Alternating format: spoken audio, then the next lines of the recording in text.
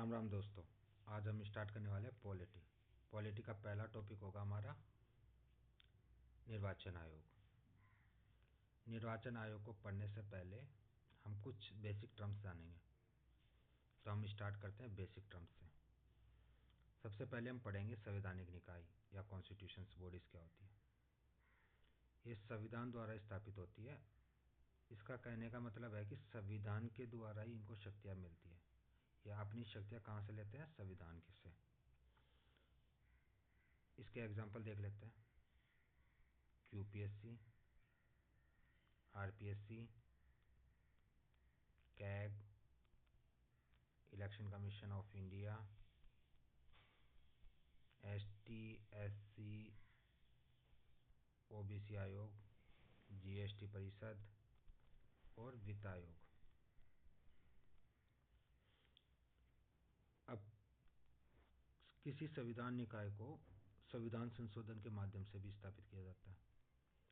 जो पहले गैर संवैधानिक निकाय हुआ करते थे उनके एग्जाम्पल हम देख लेते हैं। और ये संविधान संशोधन कौन कर सकता है? सिर्फ संसद कर सकती है। विधानमंडल को यह अधिकार नहीं है कि संविधान संशोधन कर दे। तो जो भी संवैधानिक निकाय बने हैं उसके एग्जाम्पल देख लेते हैं हम। एसटी आयोग, इसके लिए कौन सा संविधान संशोधन करना पड़ा था? 89। ओबीसी आयोग, इसके लिए 102। और जीएसटी परिषद, इसके लिए 101। ये हो गए संवैधानिक निकाय। अब दूसरा आता है सांविधिक निकाय, जो लीगल बॉडीज भी होती है। इनकी स्थापना या इसका गठन कैसे होता है? संसद के या विधानमंडल के अधिनियम या किसी लॉ के द्वारा।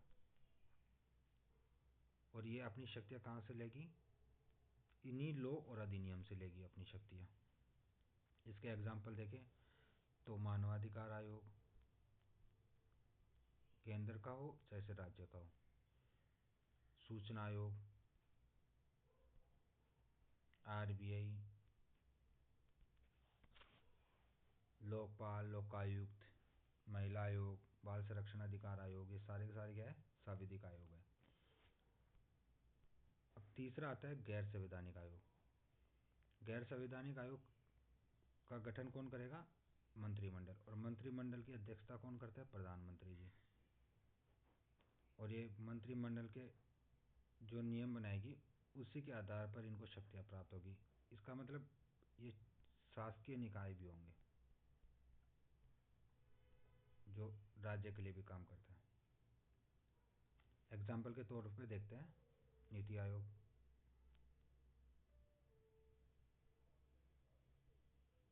विधि आयोग, परिसीमन आयोग। ये सारे के सारे क्या होंगे? गैर संवैधानिक निकाय। अब ये गैर संवैधानिक निकाय जो भी होते हैं वो सारे के सारे क्या होते हैं? सांविधिक निकाय भी होते हैं। अगर इसको एक डायग्राम से समझे तो ये हो गया सांविधिक निकाय। और ये जितने भी गैर संवैधानिक निकाय है वो क्या हो गए? किसके अंदर आ गए? सांविधिक निकाय के अंदर। ये हो गया बेसिक कंप्लीट हमारा। अब स्टार्ट करते हैं हम संविधान। अब स्टार्ट करते हैं हम क्या? निर्वाचन आयोग। मेन टॉपिक पे आ गए हम। निर्वाचन आयोग दो स्तर पर वर्क करता है। एक होता है केंद्र के लिए होता है और एक होता है राज्य के लिए। केंद्र का जो निर्वाचन आयोग होगा वो राष्ट्रपति, उपराष्ट्रपति, संसद और विधानमंडल, इनका चुनाव का संचालन करेगा। और ये आर्टिकल कौन सा है? 324। और जो राज्य का निर्वाचन आयोग होगा वो पंचायती चुनाव और नगरीय चुनाव या नगर पालिका के चुनाव या नगर निगम वाले चुनाव, उनका संचालन कौन करेगा? राज्य निर्वाचन आयोग। इनको शक्तियाँ प्राप्त होती है कहाँ से? आर्टिकल 243 के से। नगरीयों के लिए कहाँ से प्राप्त होगी? 243 जेड से। ये हो गया निर्वाचन आयोग। अब हम स्टार्ट करते हैं पहला राष्ट्रीय निर्वाचन आयोग। तो राष्ट्रीय निर्वाचन आयोग की स्थापना कब हुई थी? 25 जनवरी 1950 के अंदर। जब ये बना था उस टाइम में एक सदस्य निकाय था। 1989 के अंदर राजीव गांधी प्रधानमंत्री बनते हैं और राजीव गांधी 61वां संविधान संशोधन करते हैं, जिसमें एज को 21 से घटाकर 18 कर दिया जाता है। जब एज 18 कर दी जाती है तो इलेक्शन कमीशन के ऊपर काफ़ी बर्डन आ जाता है, तो इनकी संख्या बढ़ाकर कितनी कर दी जाती है? 3, जिसमें कौन कौन होता है? एक तो मुख्य निर्वाचन आयुक्त होते हैं, 2 अन्य आयुक्त होते हैं। तो उस टाइम में मोरारजी देसाई इसका बहुत विरोध किए थे। तो जब मोरारजी देसाई प्रधानमंत्री बनते हैं, पीएम बनते हैं, तो ये वापस से कितनी कर देते हैं? 1। फिर बीपी सिंह जी आते हैं। बीपी सिंह जब प्रधानमंत्री बनते हैं तो इनकी संख्या वापस से क्या कर देते हैं? 3, और जो आज तक चल रही है। पर हमारे संविधान में ऐसी कोई भी संख्या नहीं दे रखी कि कितने से बनेगा, इसलिए सिर्फ इतना ही लिखा हुआ है कि मुख्य निर्वाचन आयुक्त और अन्य निर्वाचन आयुक्त मिलकर इलेक्शन कमीशन का गठन करेंगे। अब इनके संवैधानिक प्रावधान देख लेते हैं। भाग 15 में आर्टिकल 324 से लेकर 329 तक दिया हुआ है। आपको मैंने बताया कि ये संवैधानिक निकाय होता है। स्थायी स्वतंत्र दोनों निकाय होते हैं। स्थायी और स्वतंत्र ये आगे समझ में आ जाएगा। और अखिल भारतीय निकाय भी होता है। इसका मतलब क्या हुआ कि ये अखिल भारतीय निकाय का मतलब होता है कि सेंटर और स्टेट के लिए सेम हो, तो ये अखिल भारतीय निकाय भी है। मैंने ये बता ही दिया कि राष्ट्रपति, उपराष्ट्रपति, संसद और विधानमंडल के चुनाव का संचालन करेगा। यह आर्टिकल कौन सा था? 324 के अनुसार। अब जब हमारा संविधान लागू हुआ था उसके जस्ट एक दिन पहले इसका निर्माण हुआ था इलेक्शन कमीशन का। उसी दिन मतदान दिवस भी बनाया जाता है, और वो कब से बनाया जा रहा है? 2011 से। अब इनकी नियुक्तियां देख लेते हैं हम।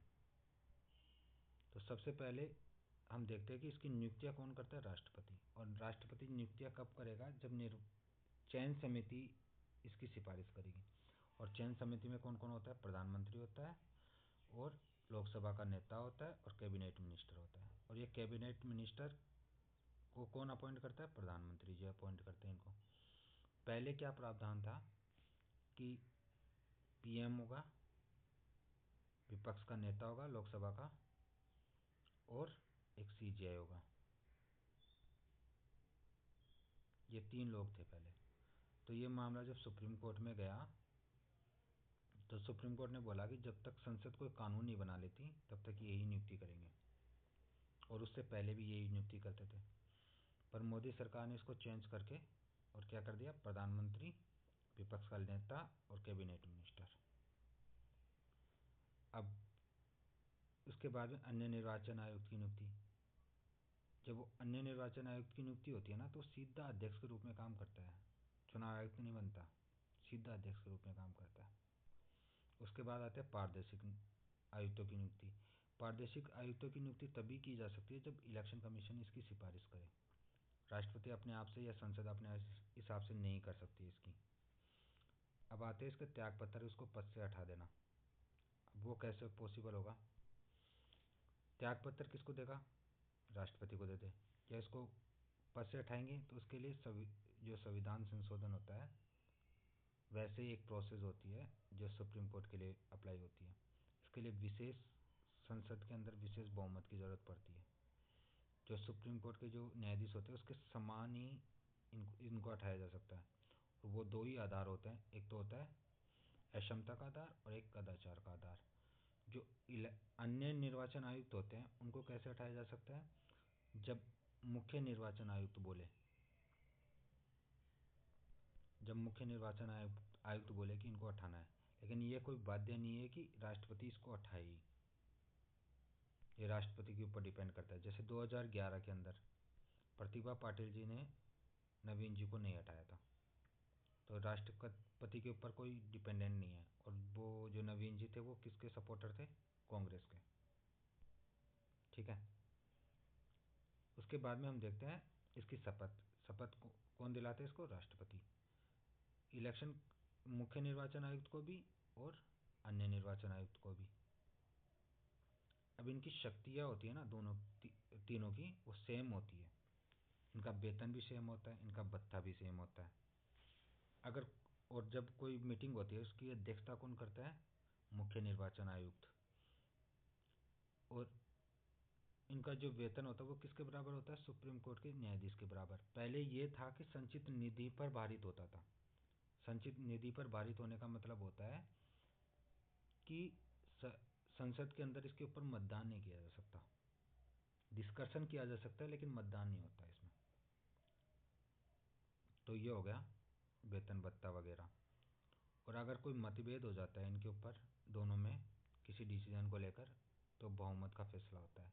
ये जरूरी नहीं है कि मुख्य निर्वाचन आयुक्त जो बोल दिया वही फाइनल होगा। अगर दो अन्य निर्वाचन आयुक्त भी कुछ और बोल देते हैं ना तो वो फाइनल होता है। तो इसमें बहुमत का निर्णय होता है। ठीक है, उसके बाद में देखते हैं हम इसकी योग्यता और पात्रता। एक भारत सरकार में सचिव पद की रैंक होनी चाहिए उसके पास, साथ में चुनाव संचालन का अनुभव भी होना चाहिए और ईमानदार होना चाहिए। ईमानदार शब्द ये मोदी सरकार ने जोड़ा है। यहाँ ये किस में लिखा हुआ है? संविधान में नहीं लिखा हुआ है। संविधान में पात्रता और योग्यता के बारे में कुछ लिखा ही नहीं है। ये लिखा हुआ है जन प्रतिनिधित्व अधिनियम 1950 के अंदर, और ये अभी चेंज किया था ईमानदारी शब्द को। उसके बाद में हम देखते हैं कार्यकाल। इसका कार्यकाल होता है 6 वर्ष और 65 साल। अब कोई इंसान अगर 57 साल का निर्वाचन आयुक्त में इलेक्शन कमीशन में आता है तो वो सिर्फ 6 साल तक ही वर्क कर सकता है, 63 साल तक ही वर्क कर पाएगा। मतलब इसका फिक्स है कि 6 साल से ऊपर कोई काम नहीं कर सकता। या फिर 65 साल, अगर कोई 62 का आ रहा है और 65 तक का हो गया तो 3 साल के अंदर अंदर रिटायर हो जाएगा। तो इसका टोटल कार्यकाल कितना होगा? 6 और 65। पुनर्नियुक्ति इसकी हो नहीं सकती है। और जो इलेक्शन कमीशन है निर्वाचन आयुक्त, उनके इसके बारे में संविधान ने कुछ भी नहीं बोल रखा कार्यकाल को लेकर। ये सारे के सारे किसने अभी अप्लाई किया है? किसने? मोदी सरकार ने।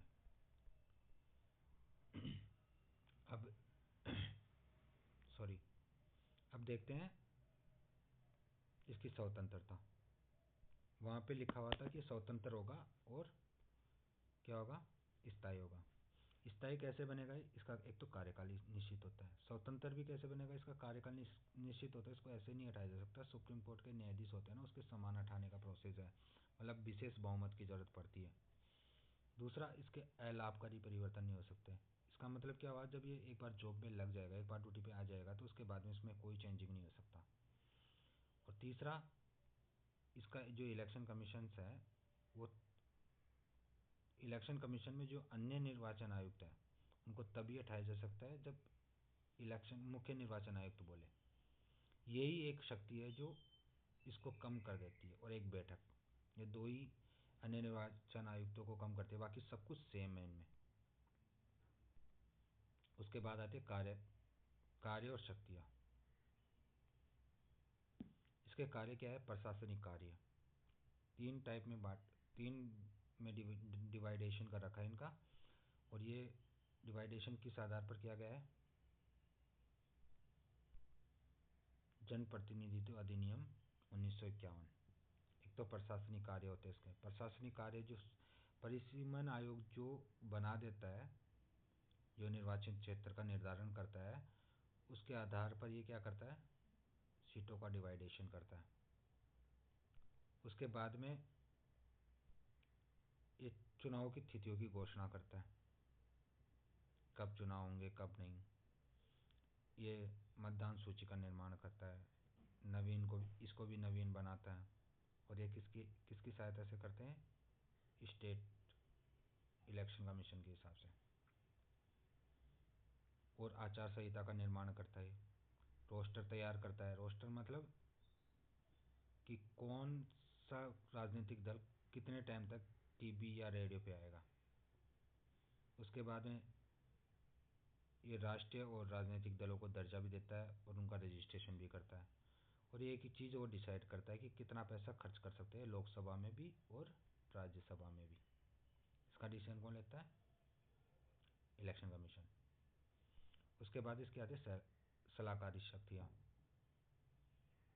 तो ये राष्ट्रपति राज्यपाल को सलाह देता है कि कौन एमएलए कौन एमपी अयोग्य हो सकता है, इसकी सलाह देता है। दूसरा, जहाँ पे राष्ट्रपति शासन लगा होता है वहाँ पे निर्वाचन कराने की सलाह देता है, जैसे अभी जम्मू कश्मीर में दी थी। उसके बाद में जम्मू कश्मीर में वो चुनाव हुए थे। उसके बाद आता है तीसरा, अर्धन्यायिक शक्तियाँ। अब जैसे राजनीतिक दलों के अंदर चुनाव चिन्ह और इनको मान्यता देता है, तो इसमें मतभेद हो जाता है। जैसे चुनाव चिन्ह को लेकर अभी मतभेद हुआ था शरद पवार और अजीत पवार, काफ़ी फेमस भी रहा, सुप्रीम कोर्ट में भी इसका मामला आया। तो इसका जो अंतिम डिसीजन होता है लगभग वही होता है। जा तो सकते हैं सुप्रीम कोर्ट, लेकिन सुप्रीम कोर्ट भी वही डिसीजन देती है जो निर्वाचन आयोग देता है, अभी भी दिया था यही। तो और कहाँ पे चुनाव रद्द होंगे और अयोग्यता की डिसीजन लेता है। जैसे लोकसभा का चुनाव हुआ था, उस टाइम में एक मंत्री को एक एमएलए के उम्मीदवार को अयोग्य घोषित कर दिया था इसने, क्योंकि वहाँ पे पैसा चल रहा था, पैसा पकड़ा गया था, साथ में वहाँ पे अपराधीकरण भी चल रहा था काफ़ी ज़्यादा। तो उसके बेस पे इसको अयोग्य घोषित कर दिया था। अब कुछ फैक्ट जान लेते हैं इनकी इसके जो लिंक में जो समितियाँ है उसके बारे में देखते हैं। इसमें एक तो है बी एन तारकुंडे, और बी एन तारकुंडे समिति ने क्या सिफारिश की थी, 61वां संविधान संशोधन हुआ था जो राजीव गांधी के टाइम में, उसकी एज को 21 से कम करके कितनी कर दी जाए, 18। ये बी एन तारकुंडे समिति ने इसकी सिफारिश की थी।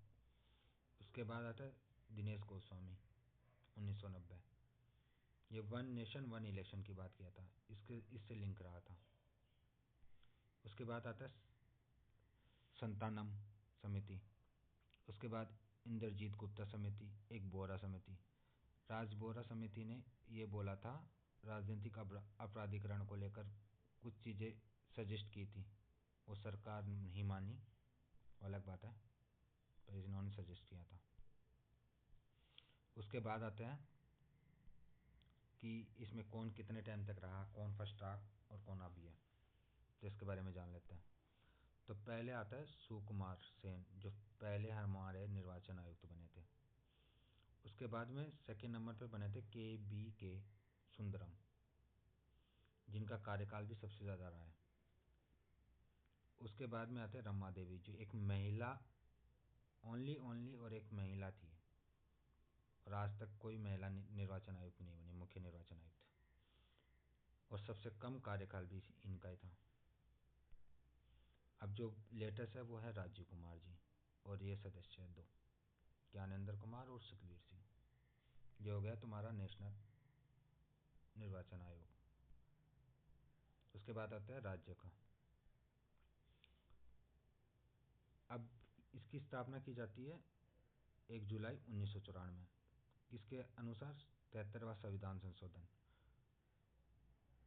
और ये संवैधानिक संस्था है। पंचायत चुनाव का किसके आधार पर कराएगी, आर्टिकल 243 के, नगरीय चुनाव 243 ZA के अनुसार इनको शक्तियाँ प्राप्त होती है संविधान से। एक सदस्य निकाय है। राज्य निर्वाचन आयोग की योग्यता है इसमें कि जो प्रधान सचिव हो, मतलब एक IAS ऑफिसर हो और 5 साल का अनुभव हो उसको।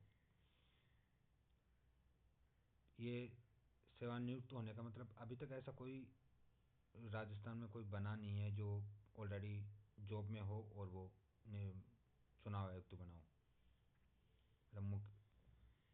तो ये हो गया योग्यता पे। उसके बाद आते हैं वार्षिक प्रतिवेदन। ये इस्तीफा, इसकी नियुक्ति कौन करेगा, राज्यपाल। लेकिन नियुक्ति किस आधार पर करेगा, मंत्रिपरिषद की सलाह पर। और मंत्रिपरिषद में कौन कौन होगा, CM, विधानसभा का अध्यक्ष और विपक्ष का नेता। इस शपथ का कोई प्रावधान नहीं है इसमें। इसकी जो एज है वो 5 साल और 65 वर्ष है, वहाँ पे कितनी थी, 6 और 65, वहाँ पे शपथ कौन दिला रहा था? राष्ट्रपति। वहाँ पे नियुक्त कौन कर रहा था? ये इस्तीफा किसको दे रहा था?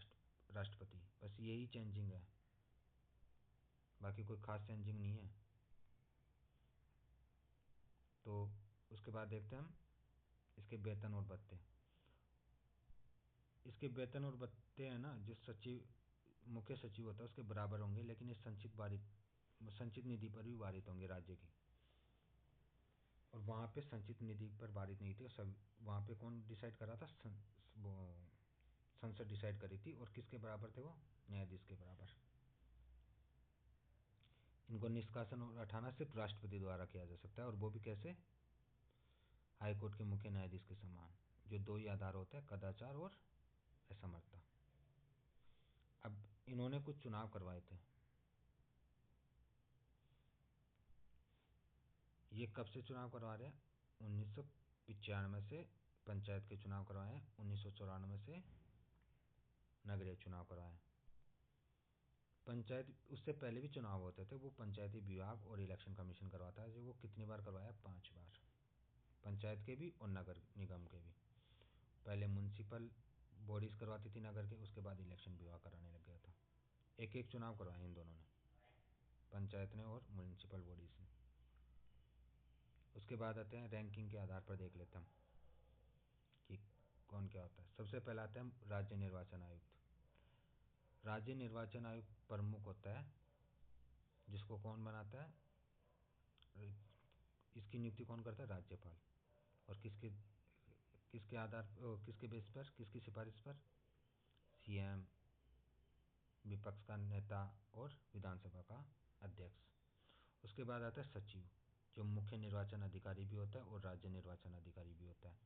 इसका अपॉइंट करता है इलेक्शन कमीशन ऑफ इंडिया, राष्ट्रीय निर्वाचन आयोग। फिर आता है आरएस, जो सचिव होता है।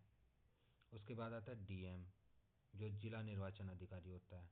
उसके बाद आता है फिर डीएम, जो जिला रजिस्ट्रेशन ऑफिसर होता है। जो इसका काम होता है कि जो भी मतदान सूची होती है उसको नहीं करना, मतलब उसमें जो नए ऐड होते हैं वोटर्स, उनको ऐड करना, और जो एक्सपायर हो जाते हैं उन लोगों को हटा देना। जैसे एक होता है आरएस, जो निर्वाचन अधिकारी होता है। इसका काम होता है इस डीएम की सहायता करना। और इसकी सहायता कौन करेगा? एईआरओ, जो सहायक होता है इसका। उसके बाद आता है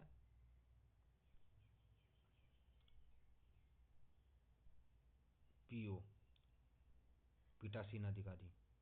उसके बाद आता है बीएलओ, बूथ लेवल ऑफिसर। इसका मतलब क्या होता है? जैसे जो टीचर्स होते हैं, जो नर्सिंग स्टाफ होता है, उसको इसमें बूथ लेवल ऑफिसर में लगा दिया जाता है। ये घर घर जाकर और देखते हैं कि चुनाव मतलब कौन किसको हटाना है किसको नहीं। इनके ऊपर बहुत ज़्यादा डिपेंडेंट होता है। और ये किसके अधिकारी होते हैं? स्टेट गवर्नमेंट के। और अभी जो दिल्ली में चुनाव हो रहे हैं उसमें इनके ऊपर ही धांधली का केस लगा हुआ है। उसके बाद आता है कार्य।